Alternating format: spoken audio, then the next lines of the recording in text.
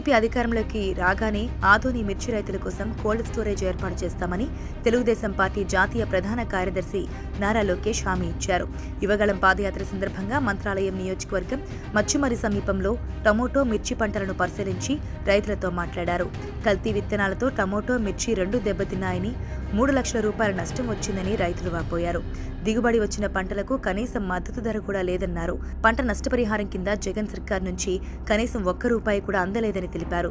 రైతుల సమస్యలపై లోకేష్ సానుకూలంగా స్పందించారు. నాణ్యమైన విత్తనాలు కూడా అందించలేని దౌర్భాగ్య స్థితిలో జగన్ ప్రభుత్వం ఉందని నారా లోకేష్ మండిపడ్డారు. రైతులు పంట నష్టపోతే పొలాల వద్దకు వచ్చి ఎమ్యునరేషన్ చేసే నాదుడే లేడని, నష్టపరిహారం చెల్లించడం లేదని, పంటల బీమాను గాలికొదిలేశారని నారా లోకేష్ విమర్శించారు.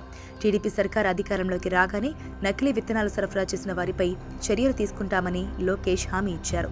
వాటర్ గ్రిడ్ ద్వారా తాగునీటి సమస్యకు శాశ్వత పరిష్కారం చూపిస్తామని మచ్చుమరి గ్రామస్తులకు నారా లోకేష్ హామీ ఇచ్చారు.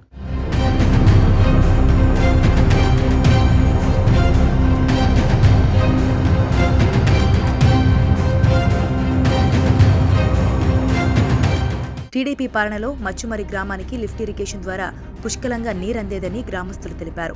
ప్రస్తుతం మోటార్లు పనిచేయక, నీరందక వ్యవసాయం నష్టదాయకంగా మారిందని రైతులు వాపోయారు. వాగు పక్కనే ఇళ్లు ఇవ్వడంతో వరదల సమయంలో ముంపుకు గురవుతున్నామని, వైసీపీ ప్రభుత్వం వచ్చాక సీసీ రోడ్లు, వీధి లైట్లు వేయలేదని గ్రామస్తులు తెలిపారు.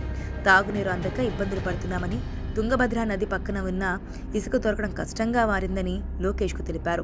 రైతులను ఆదుకునేందుకు టీడీపీ హయాంలో నిర్మించిన లిఫ్ట్ ఇరిగేషన్ పథకాలన్నింటినీ జగన్ సర్కార్ పక్కన పెట్టిందని నారా లోకేష్ అన్నారు.